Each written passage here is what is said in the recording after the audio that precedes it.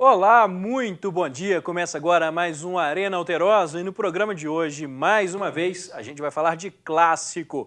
Na semana passada foi Vasco e Flamengo e dessa vez Vasco e Botafogo. E para conversar com a gente, é claro, a gente trouxe um vascaíno e um botafoguense. O vascaíno está aqui comigo, Renan Caixeiro, jornalista. Tudo bem, Renan? Bom dia, prazer tudo bem? Prazer, aqui. Lucas, tudo jóia? E o nosso botafoguense predileto, Fernando Júnior, nosso comentarista aqui do Arena. Pois é, vamos começar com esse jogo. Depois a gente continua falando do Campeonato Carioca e também do Campeonato Mineiro. E hoje também tem seleção brasileira aqui no Arena. Esse joguinho foi clássico, mas não foi dos melhores não, hein? 1-1, a gente gosta de vitória, gente. Alguém tinha que ganhar para aqui apimentar, um ficar debochando do outro aqui, mas foi empate, então vai ser uma conversinha assim, mas vai ser bom. A gente vai falar dos problemas que as duas equipes apresentaram. Hoje tem participação dos nossos telespectadores. Viu? Vamos começar, vamos ver aí como foi esse 1-1 entre Vasco e Botafogo.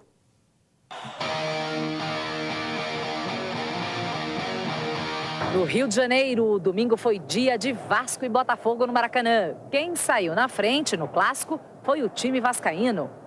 Madson lançou o atacante Gilberto, que dominou e tocou na saída do goleiro. O Botafogo empatou o jogo com Roger Carvalho de cabeça. O empate deixou as duas equipes com 30 pontos e embolou a disputa pelas vagas nas semifinais. O jogo foi um jogo meio xoxo, mas o programa vai ser ótimo, viu, gente? Vamos começar aqui nosso bate-papo aí. Quem se dispõe, quem se candidata a falar inicialmente sobre esse jogo? Renan, você como convidado, o que você achou? Primeiro, fazer as honras da casa, então dá a vez para a nossa visita primeiro, né, Fernando? À vontade. Obrigado, bom dia. Não vou ser o segundo, né? Sacanagem com o vascaíno. É sacanagem, né? Então, se eu tivesse pensado nisso, eu botava o Renan para ser o segundo, né? Não, a gente já se zoa antes para não... Né? Não, então, Lucas, eu vi o jogo, eu acho que o Vasco foi um pouco aquém do que vem apresentando ao longo do campeonato. Apesar de não ser uma temporada espetacular, o Vasco, na minha opinião, com o Doriva, encontrou ali uma certa liga, o time não está... eu vi bons jogos do Vasco esse ano. Ontem eu não acho que foi um bom jogo do Vasco, eu acho que deixou a desejar, na minha opinião, até o Botafogo foi melhor a maior parte do tempo. O Vasco achou um gol, como ele estava ressaltando aqui, um gol tipo da seleção, né, que o Madson enfiou a bola, o Madson jogou muito ontem. Eu acho que foi um resultado que mostrou também uma coisa. Na minha opinião, segundo tempo, principalmente, o Vasco estava muito cansado. Assim, não sei o que está acontecendo. Não era para o time estar tão cansado na primeira... Sabe, sei lá, a gente está em março. Início da temporada, né? Início da temporada. Era a época, né, que os times estão treinando mais a parte física. E eu senti o time pregado. Não sei, o Botafogo não analisei assim. Mas tinha momentos... O gol do Botafogo, até que foi um escanteio, foi de um lance que o vascaíno, acho que foi o Guinazu, não sei, ele deu uma bola ali boba e perdeu e de repente saiu aquele contra-ataque, aí o escanteio e o gol. E eu vi os jogadores meio que se arrastando, não sei se eles estavam querendo se poupar para alguma coisa, mas isso poupar foi o que... para quê? Isso me deixou preocupado, sabe? Achei o Vasco meio lento. Poupar para a Copa do Brasil, tem Copa do Brasil no meio da semana. E Renan, você falou essa questão do ser o segundo, a questão do vascaíno ser zoado com isso. Durante a semana passada, acho que no final de semana, eu vi um levantamento que o Vasco nem de longe é o time mais vice-campeão do Brasil. Tá vendo? Agora está me falando a memória, eu estou falando pela lembrança, eu não pesquisei para falar sobre isso no programa, mas se eu não me engano, o time mais vice-campeão no Brasil é o Cruzeiro. Eu vou até procurar saber de novo e depois eu falo para vocês, viu, pessoal? Fernando, e você? Como botafoguense, sua análise dessa partida? Vamos lá. Ô Lucas, eu achei o jogo terrível. Estava conversando com o Renan aqui antes do Arena. Tecnicamente, principalmente, né? Um jogo de muito chutão, parte técnica eu não consegui encontrar no jogo todo. O Vasco, para mim, foi melhor nos primeiros 15 minutos de jogo, depois o Botafogo conseguiu equilibrar, mas as duas equipes muito apáticas, sem conseguir criar jogadas, né? O gol do Vasco, eu acho que foi a única jogada bem criada no jogo todo, né? Essa enfiada de bola do Madson, lembrando até o gol da seleção brasileira. E já o Botafogo tem o camisa 10, que é bom de bola, é o GG, mas não consegue dar ritmo no jogo. Então foi aquele jogo muito chato para um clássico. né, que é um jogo pegado, um jogo com boas jogadas, um clássico que a gente espera muitos gols, e não teve nada disso. Né? Eu acho que o resultado já fala pelo jogo em si. 1-1, um jogo bem truncado, o Vasco fez 1-0, o Botafogo conseguiu empatar com gol de bola parada, né, um vacilo da defesa do Vasco, o Botafogo conseguiu fazer o gol. Acho que as duas equipes precisam melhorar muito ainda, e principalmente o Botafogo, que está na segunda divisão e precisa subir para a Série A. Pois é, e agora a gente vai colocar mais um torcedor na roda aqui no Arena. A gente recebeu uma mensagem do Alex Pires. O Alex Pires é um vascaíno.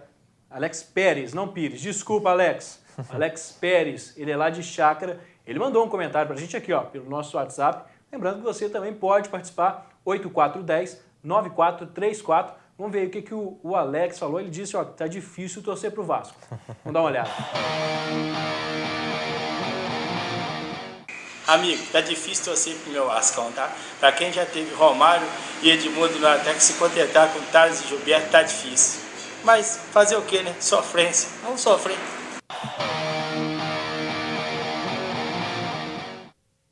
Olha só, pessoal, acabou de chegar aqui minha equipe, minha produção, muito competente. Falei que ia dar uma pesquisada, eu ia trazer isso para vocês depois, mas o pessoal já pesquisou para mim. Realmente, a equipe mais vice-campeã no futebol brasileiro é o Cruzeiro, com 48 vice-campeonatos. O Vasco está lá para trás nesse quesito, o Vasco, que não é um quesito bom para ficar lá na frente, né? O Vasco é 8º nessa lista. Então, vamos lá. Sexto colocado nessa lista. E é isso que falou o Alex, da saudade do ataque do Vasco nesse período aí. Romário, a gente teve Edmundo, Donizete, vários grandes nomes. A minha geração, assim, eu tenho 26 anos, o Alex deve estar nessa faixa também, a gente ficou meio mal acostumado com o Vasco, porque a gente via Edmundo, Romário, Juninho Pernambucano, Juninho Paulista, até Evair, né, toda aquela geração que começou em 97, foi ganhando tudo até 2001, e a gente ficou um pouco, antes também o Vasco já tinha tido outros bons resultados, acho que a gente ficou um pouco mal acostumado, mas aquilo era o Vasco, né? Na minha opinião, o que a gente vê hoje não representa o que o Vasco de verdade é para o futebol brasileiro. A gente já teve, assim, você vê o time do Vasco, lembra daquele jogo contra o Manchester United, aquela escalação do Vasco, que loucura que era aquele time, que hoje a gente fala, não, é impossível, né, ter um time desse novamente. E, na minha opinião, sendo um pouquinho otimista, dá para ter um time de novo, um time bom, um time brigador. O problema hoje é mais estrutural, né, de organização, de gestão, isso já vem aí há quase mais de uma década, se bobear, e não vejo isso caminhando tão bem. Mas sou, como bom vascaíno geralmente é otimista, tá? Eu vou até brincando aqui, eu acho que o botafoguense é o cara mais pessimista, aquele cara, não sei o quê, não gosta de falar. O vascaíno é o contrário, ele é mais otimista, na minha opinião. Falando nessa questão de ser pessimista, a gente recebeu uma pergunta de uma torcedora do Botafogo, Fernando. Eu vou passar essa pergunta para você. Vamos lá. É a Carol, lá de Barbacena. Ela pergunta, o que falta para o Botafogo ganhar? Ô, Carol, essa pergunta não é difícil de ser respondida, não. Primeiro, um abraço, né? Obrigado por participar aqui do Arena também. Falta, sabe o quê, ô Lucas? Arrumar um centroavante que faça gol. Alguém que tira o Bill de lá e coloque um atacante bom de bola. Ontem, pelo amor de Deus, né, rapaz? O Bill ele travou um duelo com o Rodrigo, zagueiro do Vasco, para ver quem faz mais falta, quem toma mais cartão. Saiu do jogo com cartão amarelo. Entrou o Tasso, outro centroavante, 2 metros de altura, que não conseguia dar um pique, também contundido, mancando, se arrastando o tempo todo. Então, Carol, falta o Botafogo arrumar um atacante bom, né? Do meio para trás, até um time certinho, bem compacto, mas está faltando um atacante que faça o que o Marcelo Cirino faz no Flamengo. Aquele jogador que, além de não só corredor, né? Corredor vai fazer maratona, vai fazer outra coisa, mas seja bom de bola, né? Que saiba dar assistência, que saiba, claro, fazer gol. O Jobson é um jogador bom, mas não teve bem ontem no Clássico. Precisava de quê? De um suporte, não tinha, né? Ficava tanto o Tássio quanto o Bill parado lá na frente, sem ajudar na criação. Então, não tem jeito, não vai fazer gol mesmo. Você falou do Marcelo Cirino do Flamengo, eu já vou fazer uma pergunta para vocês relacionada ao Flamengo, mas antes, só mandar aqui um abraço pro pessoal que está conversando com a gente pelo WhatsApp. Ó, o Rubens e a Amélia são torcedores do Flamengo, mandaram mensagem aqui pra gente. A Carol, botafoguense, que a gente passou a pergunta aqui pro Fernando. O Lucas Leite, de Carangola, e o Rodrigo, de Juiz de Fora, também botafoguenses. O Marcelo Ferreira, botafoguense. Está aqui também o Leonardo Silva e o João Vitor, que é lá de Viçosa. Eles não falaram qual o time do coração deles, mas fica aí o nosso abraço também. Agora a pergunta relacionada ao Flamengo. Todos os dois times estão aí empatados com 30 pontos na classificação do Campeonato Carioca. O Flamengo vem à frente com 32 pontos. Vocês acham que o Botafogo e o Vasco, e até mesmo o Madureira também, que tem 30 pontos, algum desses times tem chance de passar o Flamengo nessa primeira fase do Campeonato Carioca? Eu acho difícil. Eu acho que o Flamengo tem jogado melhor que os outros clubes no Campeonato Carioca. É uma equipe que se encontrou mais rápido que as outras, né? Eu acredito que o Vasco e o Botafogo ainda estão em formação. Já o Flamengo já conseguiu fechar aquele elenco, não aquilo ali, né? Que vai para o Campeonato Brasileiro daquele jeito. Já o Botafogo ainda está se encontrando. Acredito que o Vasco da Gama também. Senti muita falta do Dagoberto no jogo. Faz falta, é jogador bom de bola. Mas eu acredito que o Flamengo vai terminar na frente, Lucas. Difícil alguém ultrapassá-lo. Está difícil o Botafogo para o Vasco, quanto mais para o Madureira, né? Está tentando lutar para ficar ali entre os 4. Pois e tem chance, né? Eu acrescento assim, acho que o Flamengo é o favorito, né? Agora, quem puder ganhar, vamos supor que não ganha o Carioca o Vasco, ou ganha o Carioca o Botafogo, o Fluminense, não sei. O Flamengo é o time a ser batido, na minha opinião. É o time que está há mais tempo aí junto. Tem um treinador também que está há mais tempo dos grandes do Rio, né? Então, é o time que está arrumado, na minha opinião. E eu vou falar, minha torcida está sendo pelo Madureira, nada contra os outros, mas eu quero que o menor ganhe, né? Ter essa chance, a oportunidade, que o menor ganhe, que não seja em cima do meu time, obviamente. Mas agora vamos falar do Fluminense. O Fluminense está aí fora dessa zona de classificação. Ele não está entre os 4 colocados, está com 28 pontos. Ele iniciou a rodada passada sem ter chances de voltar ao G4. Na verdade, a rodada do meio da semana sem ter chance de voltar ao G4. Não conseguiu voltar ainda, mas teve uma boa vitória. Foi um 4-2. Vamos ver aí um pouquinho desse jogo. A gente tem 2 gols para mostrar para você, 2 gols do Fluminense. Roda aí pra gente. O Fluminense, que está fora da zona de classificação, goleou o Barra Mansa por 4-2. Fred foi o destaque. O atacante marcou 2 vezes. Destaque aí para o Fred, né, que fez 2 gols. O Fluminense está com 28 pontos. E no final de semana tem clássico. Flamengo e Fluminense, Fla-Flu. O Fluminense pode dar uma complicada aí nessa vida do Flamengo e contribuir para que os outros times, como a gente estava conversando, ultrapassem o rubro-negro? Eu acho que pode. Assim, tem uma coisa também, que agora o Fluminense vai entrar com um novo técnico, né? Já ganhou hoje e tal, nessa troca. E isso, geralmente, esses times que trocam de técnico, eles conseguem ali respirar, fazer uma coisa diferente nos primeiros momentos. Parece que os jogadores estão querendo mostrar mais serviço, não sei. E eu até, assim, apesar de ser vascaíno, eu até torço pro Dubs que dá certo no Fluminense, gosto do trabalho dele, acompanho desde, né, que ele veio aqui pro Tupi, foi campeão.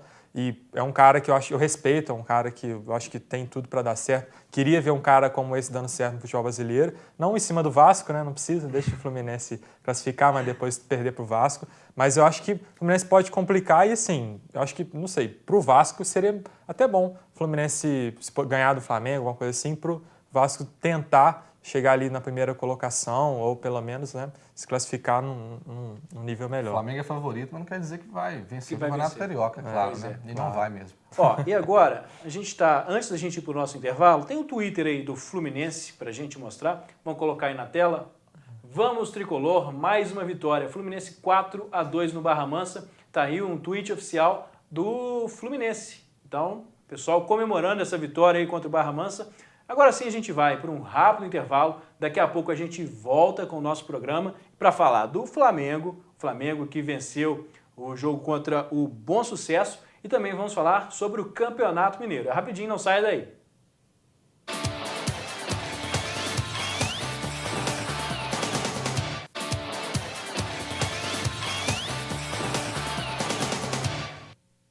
Estamos de volta com a Arena Alterosa para falar agora sobre o jogo do Flamengo e também do Campeonato Mineiro. Mas antes de voltar para o nosso bate-papo, quero chamar você a participar aqui com a gente. Manda o seu WhatsApp.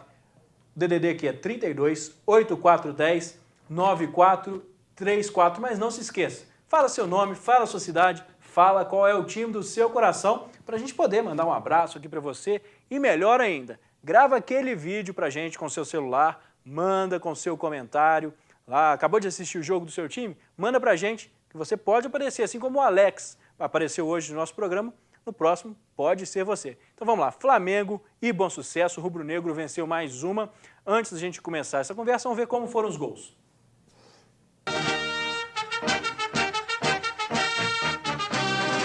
No sábado, o Flamengo assumiu a ponta do Carioca. O artilheiro do campeonato, Marcelo Cirino, fez um golaço. E de falta, o jovem Matheus Sávio fez o segundo contra o Bom Sucesso. Final, 2-0. Olha só, viu? Marcelo Cirino, você está de parabéns. Está metendo muito gol, está jogando muito. Quando não faz gol, dá passe. Eu até o início desse ano não conhecia, foi destaque no Atlético Paranaense no ano passado, mas eu sinceramente ainda não tinha sido um destaque para mim, tanto que ele foi contratado pelo Flamengo por ter sido destaque lá no rubro-negro paranaense e foi para o rubro-negro carioca. Parabéns, Marcelo Cirino, está jogando muito. O que vocês... Não estou implicando, não. Estou implicando. Só porque você falou que precisava do Marcelo Cirino no seu time. Saudade aqui, ó. A camisa do Fernando tá aqui, ó. Túlio Maravilha. Saudades? Saudade. O homem chegou. O homem dos 1000 gols, né? Segundo o Instituto Túlio Maravilha de Contabilidade. É com a contabilidade do time do Exército, mas está valendo. Mas é isso aí, rapaz. O Botafogo não tem quem faça gol. Por isso a pergunta da Carol, né? Eu acho que outra coisa que eu não respondi a Carol, tem o Sassá. O Sassá é um bom atacante, está no Botafogo. Não jogou, se eu não me engano, está contundido, não ficou nem no banco ontem. Mas tem que parar com esse esquema também, né, Lucas? De tem que jogar um centroavante, aquele cara grandão que seja uma referência na área. Se o atacante é baixinho e sabe fazer gol, bom exemplo disso, o telespectador falou, tinha o Romário, tinha o Edmundo, nenhum dos dois tinha uma estatura tão boa, né, tão avantajada assim. Tem um cara que faz muito gol ultimamente, não sei se já ouviu falar, chama Lionel Messi. Tá vendo? Também não é assim muito grande, desses brutalhões. Gol de O cabeça. próprio Barcelona, né? Não tem esse centroavante grandão, referência na grande área. Então tem que parar um pouco com isso. O Botafogo tem o Jobs, tem o Sassá, coloca os dois para jogar. Pronto, resolve o problema. Tira o Sassá, tira o Sassá não, deixa o Sassá, tira o Bill, tira o Tacho, deixa eles lá treinando mais finalização. Eu até faço uma comparação direta, a gente vai falar desse assunto, mas ontem o Brasil, por exemplo, começou com um centroavante, Luiz Adriano. Trocou, tirou o centroavante, deixou o time sem centroavante e jogou melhor.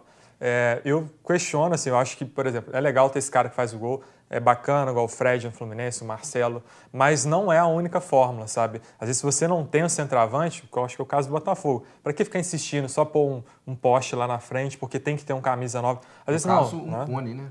Pois é. Exatamente. Vamos aproveitar que o Renan já tocou nesse assunto da seleção, a gente já está falando nele, no primeiro bloco falamos que o gol foi tipo um gol da seleção, com aquela enfiada de bola. Você pode estar um pouco perdido, né? Não viu o jogo da seleção? Vamos saber agora, aqui na Arena, como foi essa vitória de 1-0 da seleção brasileira lá na Inglaterra contra o Chile. O Brasil tem sempre aquela turma orgulhosa.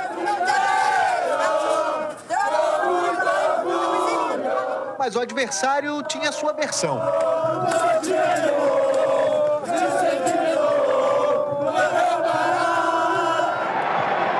Em campo, os chilenos também não facilitaram.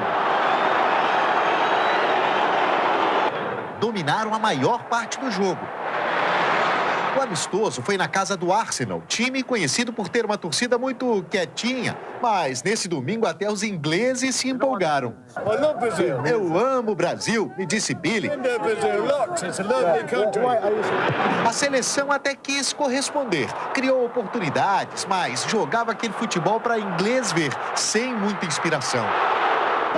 Se não foi um jogão, valeu a pena ver a jogada de Firmino. No segundo tempo, o atacante do Hoffenheim, da Alemanha, driblou o goleiro chileno e marcou o gol da vitória, com direito a viradinha de rosto e tudo. É um jogador que tem uma certa facilidade, um cheiro de gol, de chegar até o gol, se coloca bem, se posiciona. Está aproveitando a oportunidade que foi dada. Mais um triunfo numa cidade pra lá de acostumada com o Brasil. Com 8 vitórias em 8 jogos, façanha que só João Saldanha conseguiu em 69, Dunga disse que a Copa América é importante, mas que a prioridade é outra. A próxima meta é a Copa América, mas o objetivo maior é a eliminatória, que nos leva a uma Copa do Mundo. Então, o trabalho vai ser desenvolvido todo em busca da eliminatória. De trabalho que o Dunga vem realizando, essa é minha modesta opinião. Antes de começar a falar aqui sobre esse jogo, eu tô com alguns comentários que eu quero fazer. Vocês viram a camisa do tiozão inglês lá? Firmeza. Será que ele sabe o que está escrito ali? Firmeza, né? Pelo menos era uma coisa boa, né? Firmeza. Vai que era um palavrão ele não soubesse, né? E também aquela olhadinha do Firmino. Aí, ó, firmeza, viu? Ah, firmeza. E firmeza, Firmino que fez o gol, né? Um trocadilho horroroso, mas o Firmino ele deu aquela olhadinha pro lado, pra quê? Pra ver se o bandeirinha não tinha marcado impedimento, né? Apesar de ele estar numa posição muito boa, foi uma arrancada forte pro gol que ele fez, saiu bem de trás do zagueiro, deu só aquela conferida mesmo. 1-0, 8 jogos, 8 vitórias, apenas 2 gols tomados. Vamos fazer só aquela comparação inevitável. Saímos da Copa do Mundo sendo goleados 7-1 na semifinal, depois fomos goleados pela Holanda na final do 3º lugar, grandes coisas, ninguém nem lembra o resultado porque não é importante, porque 3º lugar é 3º lugar. E agora 2 gols em 8 jogos, trabalho muito bom, né? A gente conversava sobre esse trabalho do antes do início do programa, Renan, realmente está surpreendendo. Ainda que seja assim, jogo amistoso, né? Mas dá para ver já que tem um trabalho ali. O que eu acho, eu confesso, não sou grande fã do Dunga, nunca apoiei essa volta do Dunga, mas respeito o trabalho que ele tem feito. Eu acho que ele faz o trabalho correto. Um exemplo de coisa legal que ele fez, né? Ontem ele entrou com um time bastante renovado, no começo do jogo, né? Tinha o Souza, tinha o Luiz Adriano, até o Felipe Coutinho, que já tem jogado um pouquinho mais, mas ele está testando alternativas, já fechou um grupo para a Copa América, e eu acho que quando você olha para a convocação da seleção, é isso aí mesmo, não tem muito o que fazer. Está ganhando, não está tomando gol. Eu acho que para começar o trabalho foi uma estratégia legal do Dunga de querer começar mostrando que o Brasil é forte, que o Brasil ainda é uma seleção a ser respeitada, né? Ganhou da França lá na Europa. Já ganhou da Argentina. Ganhou de todo mundo, né? Então acho que isso é legal. É melhor começar ganhando do que, sei lá, empatando, etc. E aquela coisa que o pessoal pede, mas não joga bonito e tal. Eu acho que isso a gente tem que pôr de lado um pouquinho. A gente tem que primeiro criar um grupo, criar uma consistência e partir para vencer. Estava olhando o jogo da Alemanha, por exemplo, que ganhou da Geórgia e tal. Eles não estão jogando bonito também, não tem nada de, nada demais. Então acho que primeiro é organizar um time, ganhar, conquistar o resultado, e o Dunga está fazendo isso muito bem. Beleza, agora vamos partir para o próximo assunto, Campeonato Mineiro. O Atlético venceu bem o Galo, mas ainda não conseguiu assumir a ponta da tabela. Quem está lá é o Cruzeiro. Vamos ver como foi essa partida aí do Atlético Mineiro, que venceu o Vila Nova.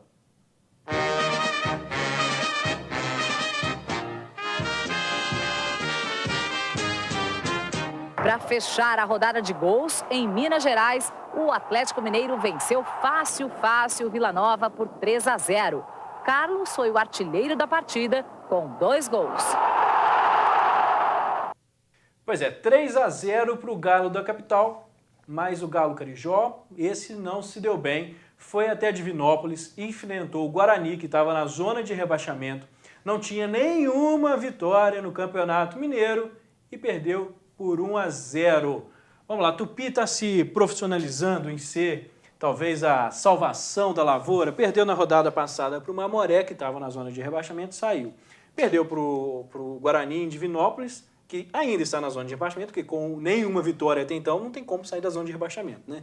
Mas tá ajudando o pessoal lá embaixo, hein? Aí tá se complicando, né? O Tupi hoje está, vamos colocar aí no meio da tabela, se não me engano, em 7º colocado, tem 10 pontos.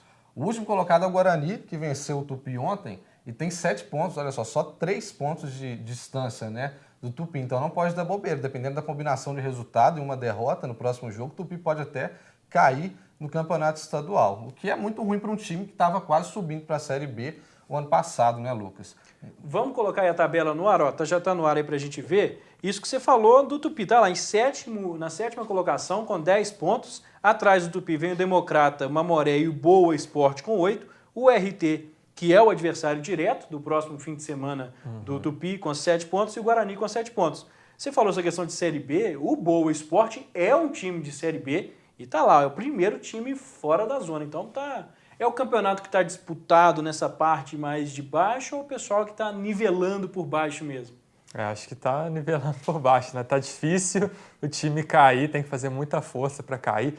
Tupi. Acho que foi a primeira vitória do Guarani, né, no campeonato. Primeira Loucura. vitória em cima do Tupi. É em cima do Tupi, né? O Guarani tinha até então 4 empates e 5 derrotas. Tá aí agora com 7 pontos porque marcou 3 em cima do Tupi. O Mamoré que estava lá embaixo está conseguindo ficar mais distante dessa zona de rebaixamento. Tá aí com 8. Agora, se não ganhar do RT, pode cair mesmo. Não tem Pois jeito.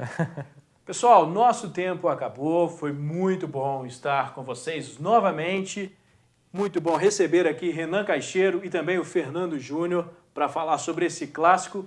A gente fica por aqui. Na quinta-feira a gente está de volta com mais um Arena Alterosa. Obrigado pela companhia. Até a próxima. Tchau!